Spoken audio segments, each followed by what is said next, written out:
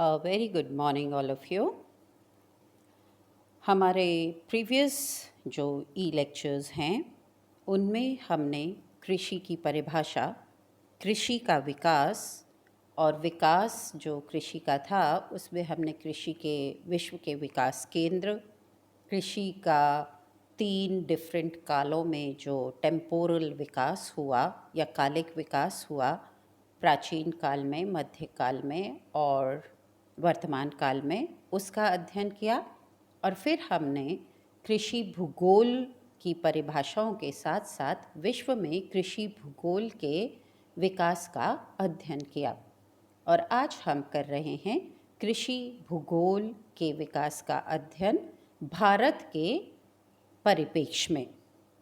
So, our today's topic is development of agriculture geography with special reference to India.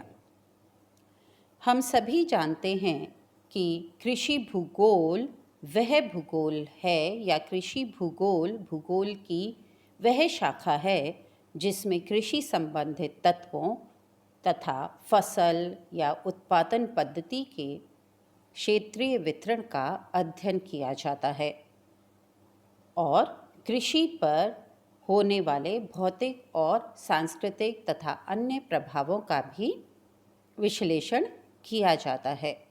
कृषि एक महत्वपूर्ण उद्यम है जिसे मानव जीवन का अंग माना गया है और जो एक निश्चित प्रक्रिया से गुजरता है। कृषि एक प्रकार का आर्थिक रूपांतरण है जिसमें कुछ उपयोगी वस्तुएं रूपांतरण की प्रक्रियाओं द्वारा उत्पन्न की जाती है।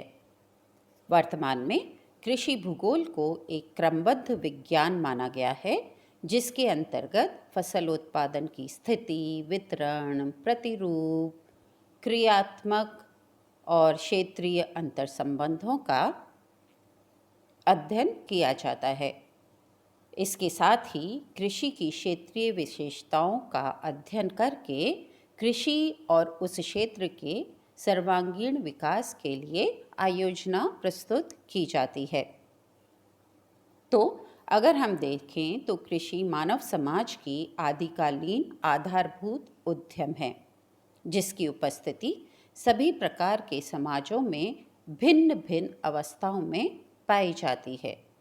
आदिवासी से लेकर शहरी समाज की जो आधारभूत आवश्यकताएं हैं उनकी पूर्ति कृषि द्वारा की जाती है और कृषि की यह संपूर्ण प्रक्रिया का जो अध्ययन है वह ही कृषि भूगोल का लक्ष्य है। भारत सहित विश्व की जो प्राचीन सभ्यताएं हैं उनके जो ग्रंथ हैं, चाहे हमारी पुराणे हों, चाहे और उपनिषदें हों, उनके अलावा जो वर्ल्ड में चाइनीज़, यूरोपियन, ग्रीक और रोमन जो राइटर्स हुए हैं जैसे कि स्ट्रैबो, सीज़र, प्लिनी आदि, इन सब ने अपने लेखों में, अपनी पुस्तकों में, अपने ट्रैवलॉग्स में उस क्षेत्र की कृषि का विवरण प्रस्तुत किया है।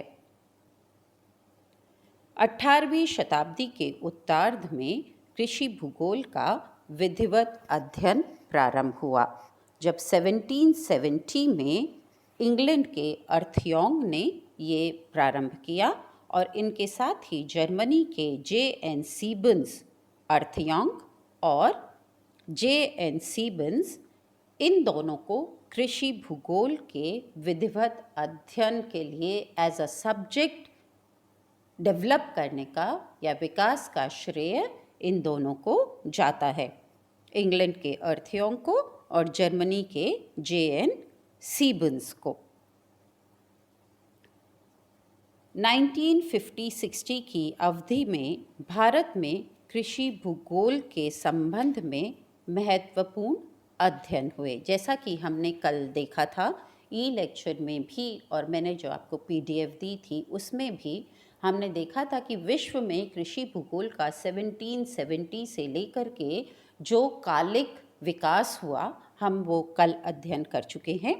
तो हम भारत में आते हैं। भारत में कृषि का जो वितरण का अध्ययन प्रारंभ हुआ वो डिफरेंट, जैसा मैंने अभी कहा, डिफरेंट लेखकों के जो ट्रेवलॉग्स हैं, बुक्स हैं, उपनिषद, पुराण आदि में हमें देखने को मिलता है। बट एज अ सब्जेक्ट जो कृषि भूगोल का अध्ययन है वो इनिशियली इकोनॉमिक ज्योग्राफी के पार्ट के रूप में होता रहा, जब जहाँ जिस क्षेत्र की कृषि थी उसका क्षेत्रीय वितरण या क्षेत्रीय जो प्रतिरूप था उसका एक्सप्लेनेशन, उसका डिस्क्रिप्शन, उसका वर्णन होता रहा। 1950s के पश्चात जो क्षेत्रीय वितरण था या जो प्रादेशिक वितरण प्रतिरूप था, उनके जो फैक्टर्स थे उनकी स्टडी के अलावा भी एग्रीकल्चर ज्योग्राफी की स्टडी में कुछ चेंजेस आए और वो as a scientific subject develop होने लगी। जो मेजर चेंजेस आए उनमें हम कृषि भूगोल में जनसंख्या और खाद्य समस्या का अध्ययन करने लगे, शस्य कृषि गहनता का अध्ययन करने लगे, शस्य संयोजन का अध्ययन करने लगे, शस्य संकेंद्रण का अध्ययन करने लगे। मतलब we started studying about the population and the food requirements and food demands and food problems. Then about crop intensity and agriculture intensity, crop combinations and crop centralization, and इसके साथ ही शस्य विविधता, कृषि क्षमता, कृषि वर्गीकरण, कृषि प्रादेशिकरण और कृषि प्रकार की, crop diversification, agriculture efficiency, agriculture classification, regionalization of agriculture and agriculture typology and agriculture patterns, इन सब का भी कृषि भूगोल में अध्ययन प्रारंभ हुआ भारत में। इन सभी के अध्ययनों के परिणाम स्वरूप भारत में कृषि भूगोल की विषय सामग्री, कृषि भूगोल के उपागम और विधि तंत्र में परिवर्तन हुए। मतलब एग्रीकल्चर ज्योग्राफी का, now we are not talking about economic geography, we are talking about agriculture geography. अब एग्रीकल्चर ज्योग्राफी इकोनॉमिक ज्योग्राफी से सेपरेट होकर के एक इंडिविजुअल भूगोल की शाखा के रूप में विकसित होने लगी और इस समय एग्रीकल्चर ज्योग्राफी के सब्जेक्ट मैटर में, एग्रीकल्चर ज्योग्राफी की अप्रोचेस में और एग्रीकल्चर ज्योग्राफी के स्टडी के मेथोडोलॉजी में चेंजेस आए, क्योंकि एग्रीकल्चर ज्योग्राफी के जो लक्ष्य थे उनमें परिवर्तन हुए। भारत में कृषि भूगोल के प्रमुख विद्वानों में चैटर्जी, कुरियन, शफी, सिंह, भाटिया, सिन्हा, आरपी मिश्र और जसवीर सिंह को माना जाता है और इनके जो अध्ययन थे वो कृषि भूगोल में महत्वपूर्ण योगदान माने गए हैं। इन लोगों ने वेस्ट बंगाल, बिहार, उत्तर प्रदेश और जो साउथ इंडिया है उनके रीजनल और एग्रीकल्चर अध्ययन किए हैं और इन्हीं लोगों ने फिर हमारे यहाँ ग्रीन रेवोल्यूशन और वाइट रेवोल्यूशन की फाउंडेशन रखी है। इस अवधि में कृषि भूगोल से संबंधित जो क्षेत्रीय अध्ययन प्रकाशित हुए उनमें जो मेन या इम्पॉर्टेंट अध्ययन थे वो रामाकृष्णन के, गोपालन के, देशपांडे, मुखर्जी, दयाल आदि के रहे।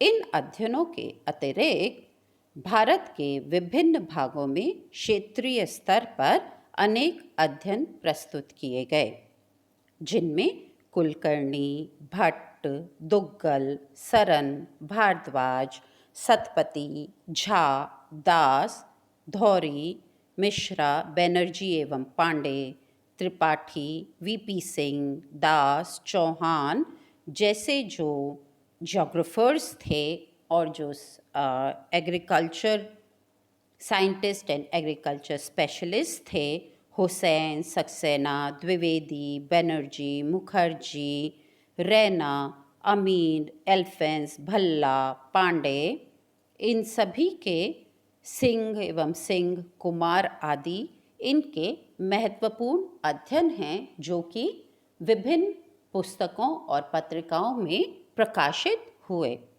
इन लोगों ने एग्रीकल्चर रीजनलाइजेशन भी किया, कृषि के अनुसार प्रदेशों को और भारत को कृषि प्रदेशों में बांटा। उसके अलावा क्रॉप्स के अनुसार भी भारत का अध्ययन किया। राइस बोल, राइस कहाँ होता है, वीट कहाँ है, टी रीजन्स, कॉफ़ी रीजन्स, इस तरीके से क्रॉप्स के अनुसार भी रीजन्स क्रिएट किए और उनके कॉज एंड इफ़ेक्ट की स्टडी की। क्या फिज़िकल फैक्टर्स, क्या इकोनॉमिक फैक्टर्स, क्या सोशल फैक्टर्स, क्या पॉलिटिकल फैक्टर्स इनके डेवलपमेंट के रहे और आगे हम इनको डेवलप अगर करते हैं तो क्या आयोजना बनाई जानी चाहिए जिससे कि हम कृषि का उस क्षेत्र में समग्र विकास कर सकें। तो इसलिए इन लोगों के अध्ययन बहुत महत्वपूर्ण माने गए हैं। इनमें विषय जो कृषि की विषय वस्तु थी उसके साथ साथ ही कृषि भूगोल के प्रिंसिपल्स और जो संकल्पनिक दृष्टिकोण थे उनका भी एक नए आयाम का विकास हुआ। इसी समय सिंह ने भारत के कृषि एटलस और तिवारी ने उत्तर प्रदेश के कृषि एटलस तथा राष्ट्रीय एटलस संगठन तथा अन्य संस्थाओं द्वारा प्रकाशित एटलस और मानचित्रों से कृषि भूगोल के अध्ययन में हमें बहुत हेल्प मिली। और ये जो वेरियस एटलसेस जो इस समय सर्वे ऑफ इंडिया ने या सिंह ने या तिवारी ने निकाले, अपने अध्ययन के अनुसार इनका प्रकाशन किया, they became very helpful and very important for us for the study of agriculture of India. कृषि तथा पर्यावरण का सहसंबंध कृषि अध्ययन का मुख्य विषय रहा है। कृषि विषय सामग्री के विकास के साथ इसके उद्देश्य में भी परिवर्तन होते रहे हैं। जैसा कि हमने कल और परसों के जब हम वर्ल्ड में एग्रीकल्चर डेवलपमेंट का अध्ययन कर रहे थे तो हमने देखा कि 18th सेंचुरी और मिड 19th सेंचुरी तक जो कृषि भूगोल में हम अध्ययन कर रहे थे उसमें एक निश्चयवादी प्रतिरूप था। ये माना जाता था कि एग्रीकल्चर उस क्षेत्र की फिजिकल कंडीशंस से डिसाइड होता है। But second half of 19th century और 20th सेंचुरी में एग्रीकल्चर ज्योग्राफी की स्टडी में पॉसिबलिज्म ने एंटर किया और हम ये कहने लगे कि नहीं, सिर्फ फिज़िकल फैक्टर्स ही अफेक्ट नहीं करते, जो कल्चरल फैक्टर्स हैं, जो इकोनॉमिक फैक्टर्स हैं, जो टेक्नोलॉजिकल फैक्टर्स हैं और बिहेवियरल फैक्टर्स हैं लैंडलॉर्ड के और वहाँ की गवर्नमेंट के, वो भी किसी क्षेत्र की एग्रीकल्चर के लेवल ऑफ डेवलपमेंट, कृषि अवस्था और उस अवस्था के विकास प्रतिरूप को प्रभावित करते हैं। तो पर्यावरण में जब सहसंबंध की स्टडी होने लगी तो इनिशियली सिर्फ प्राकृतिक पर्यावरण से हम कृषि के संबंध की स्टडी कर रहे थे, पर बाद में आर्थिक पर्यावरण, सांस्कृतिक पर्यावरण, राजनैतिक पर्यावरण, शैक्षिक तकनीकी पर्यावरण और कंप्लीट सामाजिक जो उस क्षेत्र का पर्यावरण है उस से भी कृषि के संबंधों का अध्ययन होने लगा।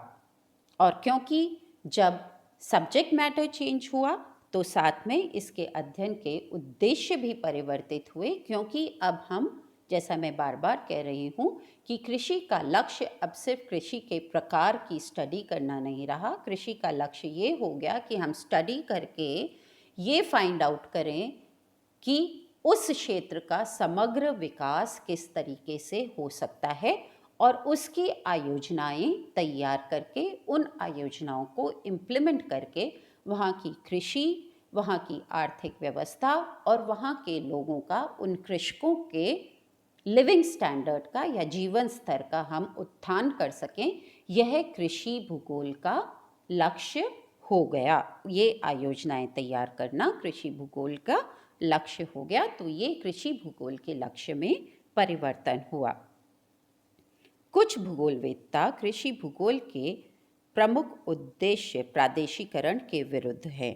उनके अनुसार क्षेत्रीय अंतर को स्पष्ट करने के लिए आर्थिक कार्यों के स्थानीय संबंधी सिद्धांत तथा नियमों का विकास करना उचित होगा। सैद्धांतिकरण के विरोधियों ने आशंका व्यक्त की है कि मानवीय क्रियाकलापों में सर्वत्र समानता नहीं होती है, इसलिए उनको संचालित करने वाले हम यूनिवर्सल नियम नहीं मान सकते। जैसा कि मैंने कहा कि इस समय स्टैंडर्ड प्रिंसिपल्स से हट करके हम रीजनल प्रिंसिपल्स पे आए। हम अलग अलग क्षेत्रों का वहाँ के फिजिकल, इकोनॉमिक, कल्चरल फैक्टर्स के अकॉर्डिंग अध्ययन करने लगे और अलग अलग क्षेत्रों के लिए इन लोगों ने कहा कि हम एक ही आयोजना हिमालय रीजन के लिए, राजस्थान रीजन के लिए और साउथ ईस्टर्न रीजन के लिए नहीं क्रिएट कर सकते। हमको अलग अलग क्षेत्रों के लिए वहाँ की physical, economic, social, cultural conditions के अनुसार अलग अलग नियम बनाने पड़ेंगे, अलग अलग ढंग से आयोजनाएं तैयार करनी पड़ेंगी और तभी हम उस क्षेत्र का विकास कर सकेंगे। तो हम यूनिवर्सलाइजेशन से शिफ्ट होकर के जो कृषि भूगोलवेत्ता थे वो ये कहने लगे कि नहीं, यूनिवर्सलाइजेशन नहीं कर सकते हमको स्पेसिफिक लोकल एरिया पॉलिसीज़ बनानी पड़ेंगी, स्पेसिफिक लोकल एरिया स्टडी करनी पड़ेंगी, स्पेसिफिक लोकल एरिया के कार्य क्रियात्मक संबंधों का अध्ययन करना पड़ेगा और इन्हीं के द्वारा हम कृषि का और उस क्षेत्र का विकास कर सकेंगे। तो कृषि भूगोल के अध्ययन में ये एक शिफ्ट आया। तो अगर हम देखें तो भारत में भी जब हम कृषि भूगोल के विकास की बात करते हैं तो भारत में अगर हम समराइज करें तो कृषि भूगोल की जो रीजनल विवरणात्मक स्टडी है वो तो हमें पुराणों और विभिन्न उपनिषदों और ग्रंथों में हमें देखने को मिलती है। 1950 के बाद कृषि भूगोल में प्रादेशिक अध्ययन ज़्यादा हुए और कृषि भूगोल की एटलसेस डेवलप हुई, उनका प्रकाशन हुआ और फिर कृषि भूगोल के सब्जेक्ट मैटर और कृषि भूगोल के लक्ष्य में चेंजेस आए और हम यूनिवर्सल प्रिंसिपल्स या यूनिवर्सल थ्योरीज की जगह फिर area specific cause effect study करके और area specific agriculture development policies या कृषि विकास आयोजनाएं तैयार करने की ओर बढ़े। इस तरीके से कृषि भूगोल वेत्ताओं ने कृषि भूगोल में ये चेंजेस ओवर द टाइम आते चले गए और इस तरीके से कृषि भूगोल का भारत में over the years subject matter, methodology और एम्स में चेंजेस आता चला गया। तो ये था कृषि भूगोल में जो भारत में इस सब्जेक्ट का ओवर द टाइम विकास हुआ उसका एक अध्ययन। धन्यवाद।